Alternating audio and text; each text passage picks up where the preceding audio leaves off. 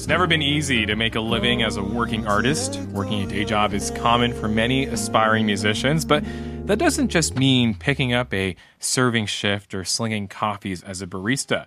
For our next guest, going to work is a little more intense. Kabir is a singer and medical resident in Toronto. He joins me now. Kabir, welcome to Big City.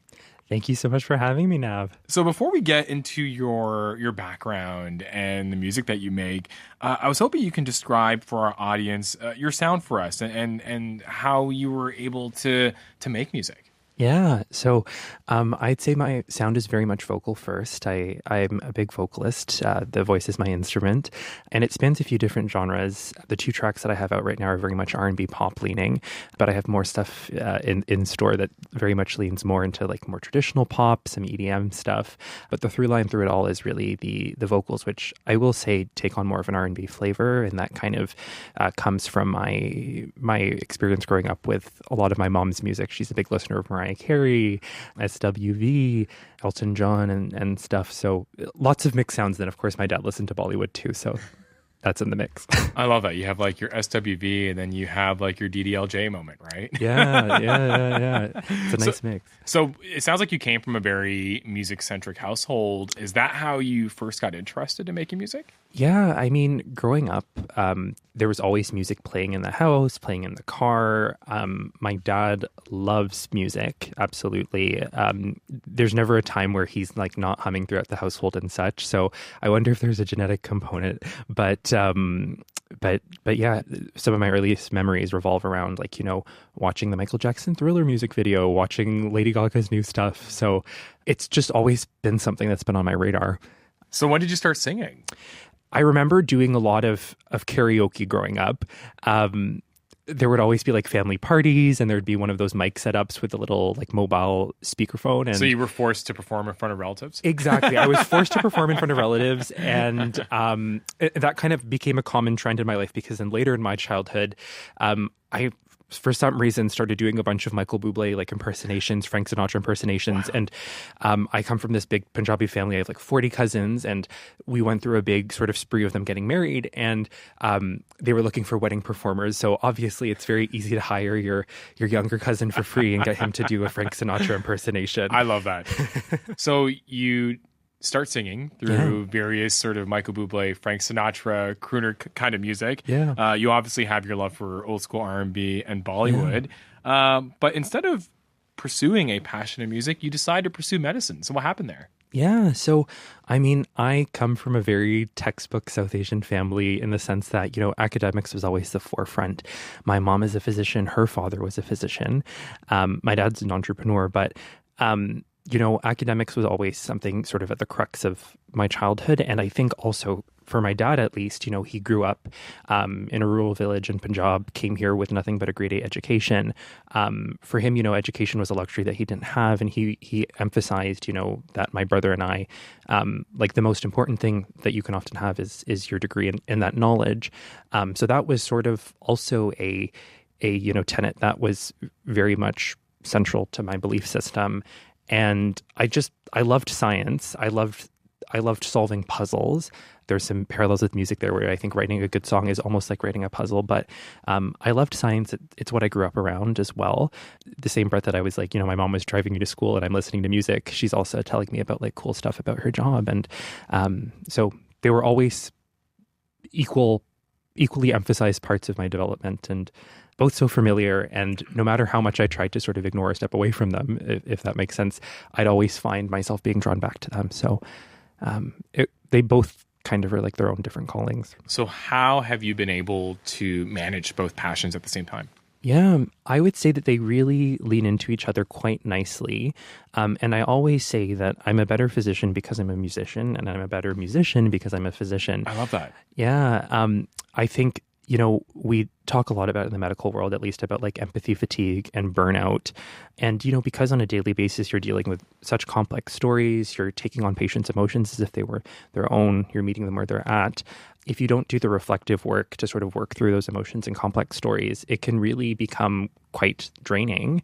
And having this creative outlet, which also happens to be a career as well, has been like so incredibly rewarding because it allows me to take these complex stories and kind of distill them into these like 3 to 4 minute time capsules, these songs. And it helps me work through those emotions. And then it's great to be able to sort of flip that around and have them help other people working through tough times in their life, beautiful times in their life. So, yeah.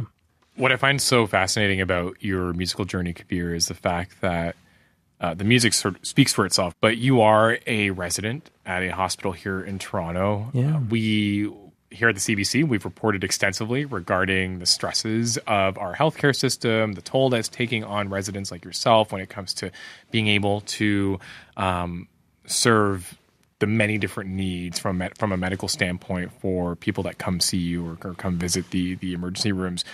So how do you find the time to do what you need to do and manage your day-to-day life as a physician, but also be able to make the music that you want? Yeah, I would say music is essential to my daily routine as is like, exercise, getting enough sleep, and basic self-care. So I find that, on the days where I'm not able to balance them are actually my worst, where I feel the worst. So it's almost become a necessity to kind of balance both. And obviously I give a lot of credit to, my village. I have my beautiful parents who support me. I have my little brother. I have my best friends. I have my manager who's really, really lovely. And they've been a great sounding board. They help me sort of figure out and find my footing. And it's been a work in progress in the sense that, I've been writing songs since even before medical school. So I was kind of going through med school and writing music. A lot of that music will never see the light of day. But, it's been, I want to say, like a good 6 years of trying to figure out this balance. And finally, I think I have the juggle in a good rhythm. So yeah, it's been a work in progress. Is music a release for you when it comes to some of those stressful days that you find yourself in? Absolutely. I find myself sometimes listening to my own music, a lot of my unreleased stuff, but it's definitely a great release also just writing it, because I wear my heart on my sleeve and I love talking about experiences, but there's something so cathartic about, framing things through a melody and, like singing your heart out. It's so cathartic. Like I love singing. Like you'll never catch me not singing or humming. I once had a surgeon attending tell me that to stop humming in the operating room. It was kind of funny. You're distracting me. Exactly. But I'm always singing. It very much as a calling in that sense, no matter how much I try to growing up and at least juggling that with the academic pressure. It was never something I could fully ignore. It always found its way to sneak into my life, and now I'm fully embracing it and fully here for it. So, just based on that story of you humming in the emergency room, are your colleagues supportive of what you're doing? Yeah, my colleagues are incredibly supportive. Actually, my co-residents are lovely. They stream my music and they make me feel really, really seen. And my nursing colleagues are lovely. Like they're regularly listening to my music and sharing it on their socials. So it's been great. Like I worried at one point if people would take me seriously, because obviously they're very different professions, but people have been great at hearing me out in terms of how like they very much are both, studies of human connection. They're both, meeting people where they're at and helping them work through complex things, both music and medicine. So I think a lot of the stigma that I at least put on myself has actually not been the case. And there's been such a warm reception, which I'm greatly thankful for. It really showcases the layers, right? Yeah. That the people that we rely on, whether it's doctors, whether it's lawyers, whether it's teachers, that, hey, these are people too. They have other interests that they're good at that maybe you're not aware of. But when you find out, it really humanizes people, right? Yeah. And I really get that sense with you and your story. Have you ever had a situation where you've seen a patient and they know you from your music? Not yet, but that would be crazy. Oh my gosh.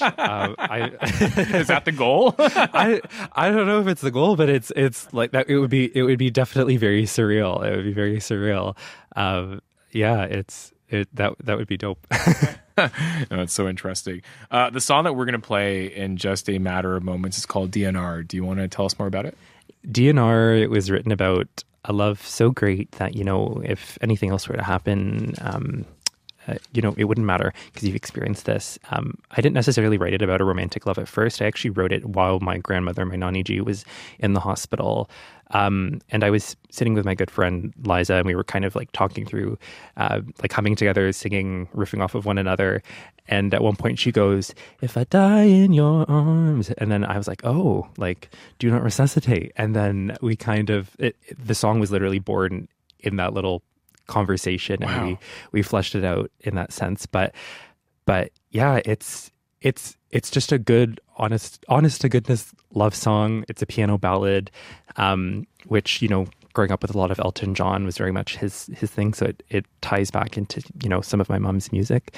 I love a good old sappy love song, and that's exactly it with her R&B vocal on top. Yeah, Kabir, thank you so much for coming on Big City Small World, sharing your story with us, and yeah, keep up the amazing work, whether it's the music or whether it's in the emergency room. We definitely appreciate you. Thank you so much. It's been such a pleasure, and thank you for having me. Kabir is a Toronto-based musician and physician. Here is his song now. This one is called DNR. Won't be gone in the morning.